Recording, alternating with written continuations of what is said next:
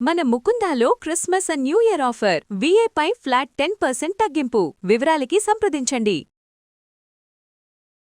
నమస్కారం. మాఘపురాణం 4వ రోజు పారాయణలోకి వచ్చాం.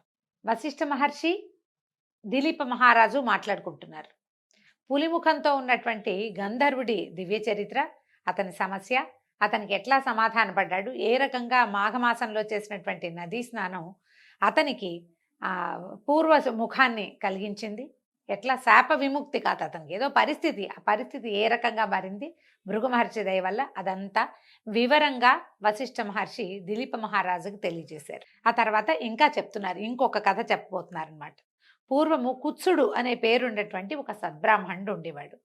ఇతను కర్దమ మహర్షి యొక్క కుమార్తెని వివాహం చేసుకున్నాడు. కాలక్రమేణా వారికి ఒక కుమారుడు కూడా కలిగాడు. ఈ కుత్సుడు అనే ఆయన కుమారుడు కాబట్టి అతనిని కౌత్సుడు అనేవారట. కుత్సుని యొక్క కుమారుడు కౌత్సుడు.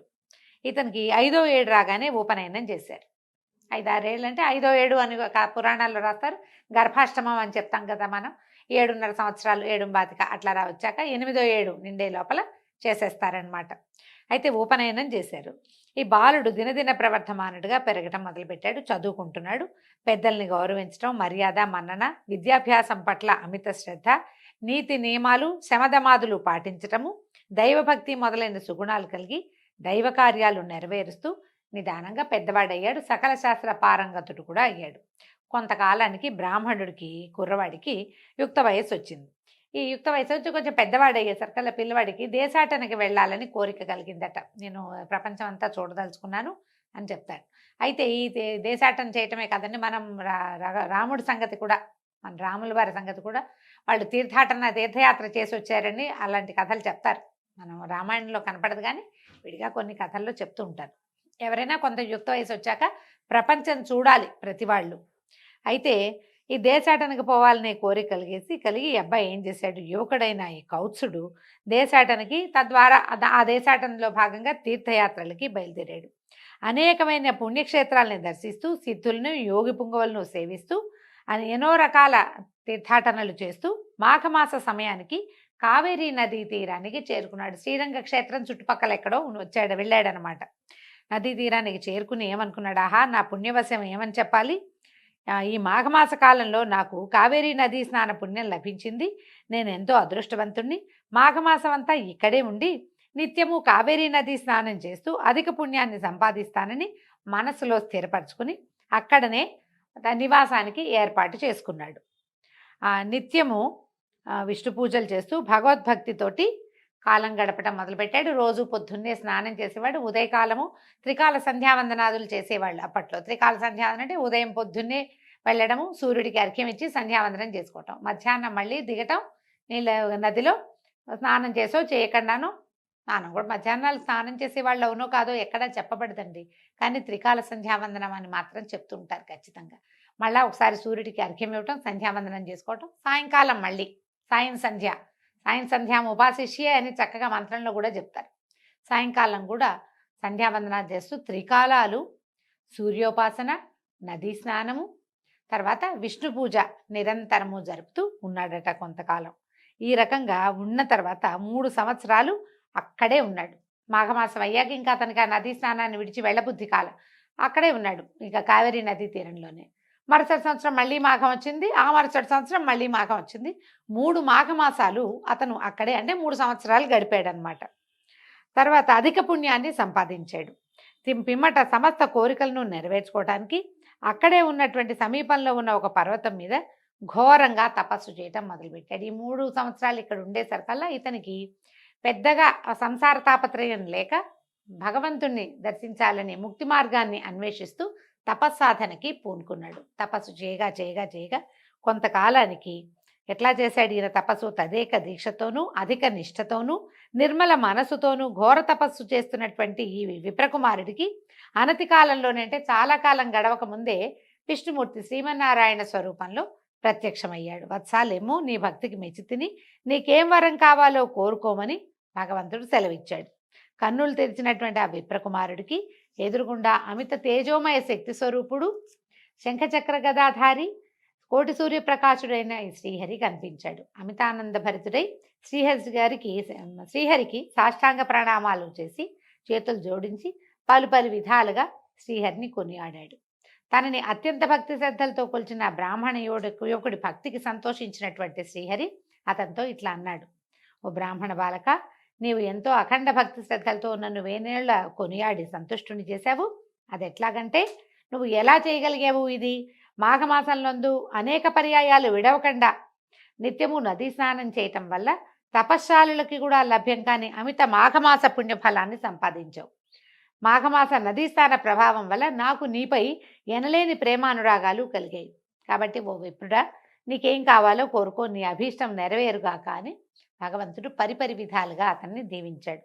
శ్రీమన్నారాయణే సాక్షాత్తు ప్రత్యక్షమై ఇట్లా పలికిన మాటలకి విప్రబాలుడు ఎంతో సంతోషించి, ప్రభు జగద్రక్షక శ్రీమన్నారాయణ, ఆపద్బాంధవ, అనాథరక్షక, సర్వాంతర్యామి శ్రీహరి, నమోస్తు నమోస్తు అని పదే పదే నమస్కారాలు చేసి, నీ దివ్యమంగళ విగ్రహం చూసినంతనే నా జన్మ తరించిపోయింది తండ్రి. నీ దర్శన భాగ్యం తప్ప నాకు ఇంకే కోరికలు లేవు. భగవంతుడు ప్రత్యక్షమై ఏం కావాలి అని కోరుకుంటే, ఏం కోరుకోరా నాయన నీ ఇష్టం అంటే ఏం చేస్తాం మనం? నిన్ను చూసాను చాలంటారా? సామాన్య మానవులైతే అట్లా అనలేకపోతారు. బోల్డ్ అంతా ఏకరువు పెడతామండి. మనం గుడికి వెళ్ళే లిస్టు చదువుతాం, ఒక అష్టోత్తరం చేయించి ఒక లిస్టు చదువుతాం, ఒక సహస్రనామం చేయించి ఒక లిస్టు ఉంటుంది, కుంకుమార్చన చేయించామంటే ఇంకా పెద్ద లిస్టు, అర్చన అనగానే మొత్తం మన ఇంట్లో ఉన్న పసిపిల్ల బాలాది పేర్లు చెప్పేస్తాం మనం. నిజానికి దేవాలయంలో కుటుంబ పెద్ద అతని యొక్క గోత్రము చెప్తే సహకుటుంబాన క్షేమస్థైర్య ధైర్య విజయాభయ ఆయురారోగ్య ఐశ్వర్యాభివృద్ధ్యర్థం అని చెప్తారు. ఆయన తాలూకు సమూహం అందరికీ లభిస్తుంది. కానీ మనం ఊరుకోమట్ల పేరు పేరున ఎక్కడ ఏ పేరు మిస్ అయిపోతుందోనని దేవాలయంలో చంటి బిడ్డల పేర్లు కూడా చెప్తాం కదా. భగవంతుడు ప్రత్యక్షమైతే ఊరుకుంటామా మనం? కానీ ఈయన ఊరుకున్నాడు. ఈయన ఏమంటున్నాడంటే, అయ్యా, నీ దివ్యమంగళ విగ్రహాన్ని చూసినంతనే నా జన్మ తరించిపోయింది తండ్రి. నీ దర్శన భాగ్యం తప్ప నాకు ఇంకా ఏ కోరికలు లేవు. ఏ భగవంతుణ్ణి కన్నులారా దర్శించి తరించుదామని ప్రజలంతా భావిస్తారో నాకది మాఘమాస నదీ స్నాన మహిమ వల్ల లభించింది. వేల కొలది సంవత్సరాలు నీ దర్శన భాగ్యం కోసం ఘోర తపస్సు చేసినా లభించనిది కేవలము మాఘస్నానం వల్లే నాకు ఇది సిద్ధించింది. నీ దర్శన భాగ్యం ఇప్పించి నన్ను ధన్యుని చేశావు. నిన్ను చూడటం తప్ప నాకు ఇంకేవీ కోరికలు లేవు. ఈయన చెప్తున్న పాయింట్ ఏంటండి? మాఘ నదీ స్నానం చేయటం వల్ల భగవద్ దర్శనం లభిస్తుంది. అంటే చాలా శ్రమ పడితే కానీ దొరకని భాగ్యం ఏదైనా త్వరగా మనకి సిద్ధిస్తుంది. సో ఇప్పుడు దీనికోసమైనా మనం మాఘ స్నానం చేయొచ్చు. ఆరోగ్యం ఎలాగూ వస్తుంది. మనకి ఏదైనా ఒక ప్రత్యేకమైన కోరికలు ఉంటే అవి సిద్ధిస్తాయి. దీనివల్ల భగవద్ దర్శనం లభిస్తుందని చెప్తున్నారు. నిన్ను చూడ్డం తప్పిస్తే నాకు ఇంకా ఏ కోరిక లేదు. కానీ నీ యొక్క ఈ దివ్యమంగళ స్వరూపము ఇక్కడ సర్వకాలములందు భక్తజనులకు లభ్యమయ్యేలాగా చేయమని కోరుతున్నాను అని పదే పదే ప్రార్థించాడట భగవంతుడిని. ఆ తర్వాత ఆ కొండ మీద ఎక్కడ కావేరీ నదీ తీర ప్రాంతంలోనే భగవంతుడు కొలువై ఉన్నాడని. కావేరీ నదీ తీర ప్రాంతం అంటే మనం శ్రీరంగం అని అలాంటిది చెప్పుకోవచ్చు అండి. అక్కడ చాలా రంగక్షేత్రాలు ఉన్నాయి. శ్రీరంగం ఈ మన కావేరీ చుట్టుపక్కల కావేరీ పరివాహక ప్రాంతాల్లో ఎన్నో విష్ణువాలయాలు ఉన్నాయి. వాట్లల్లో ఒక ఆలయం ఇది అయి ఉండొచ్చండి. పురాణంలో ఫలానా ఆలయము ఇది అని గుర్తుగా అయితే చెప్పలేదండి, కానీ ఉండుంటుంది బహుశా. ఇక్కడే ఉండు, నిన్ను నేను ఎలా ప్రత్యక్షం చేసుకున్నానో ఆ స్వరూపాన్ని ప్రజలందరూ చూసేలాగా. ఒకడు మాఘస్నానం నిత్యము చేయటం వల్ల అతడికి లభించిన అవకాశం వల్ల మనం ఇవాళ ఈ భగవంతుడిని చూడగలుగుతున్నాము అనే జ్ఞప్తితోటి ప్రజలు ఏం చేస్తారు? వాళ్ళు కూడా మాఘస్నానం చేస్తారు. ప్రపంచంలో ఉన్న ప్రతివాడికి, భూమి మీద పుట్టిన ప్రతి మానవుడికి కూడా మాఘస్నాన ఫలితం లభించాలి. మాఘమాస మహాత్మ్యాన్ని వాళ్ళు తెలుసుకోవాలని అత్యంత పరమ ప్రీతితోటి ఈ కౌత్సుడనే బ్రాహ్మణ యువకుడు భగవంతుణ్ణి కోరుకున్నాడు. ఈ విష్ణుమూర్తి కూడా అలాగేనని ఒప్పుకొని అక్కడే ఒక ఆ స్థలంలోనే భక్తకోటికి అందుబాటులో ఒక పెద్ద దివ్యమైన దేవాలయంలో వెలిసి ఉన్నాడట. అక్కడే ఉండిపోయాడు. భక్తుడైన ఆ విప్రకుమారుడు సంతోషించి మరొక్క మారు మనపూర్వకంగా శ్రీహరికి నమస్కరించి తన తల్లిదండ్రులను చూచుటకై తన గ్రామానికి బయలుదేరాడు. ఎంతకాలమో అయింది అతను యాత్రలకు బయలుదేరాడు. 2-3 ఏళ్ళు గడిచిపోయి ఉంటాయి. ఆ తర్వాత 3 ఏళ్ళు ఖచ్చితంగా ఆ కావేరీ నదీ తీరంలో ఉన్నాడన్నాడు. అది ఇంకో 3, ఆ 3 ఈ 3 6. అక్కడి నుంచి తపస్సు అనతి కాలం నుండి ఎంతకాలం తపస్సు చేశాడు. కానీ యువకుడుగా ఉండగానే తన ఇంటిని చేరాడు. 10 సంవత్సరాలైనా అయ్యింది అనుకోండి. బహుకాలం తర్వాత ఇంటికి తెంచినటువంటి కుమారుని చూసి వృద్ధ బ్రాహ్మణ దంపతులు ఎంతో సంతోషించారట. దీంతో ఈరోజు పారాయణ పూర్తయిందండి. రేపు ఉదయం 5వ రోజు పారాయణలో మళ్ళీ కలుసుకుందాం. నమస్కారం.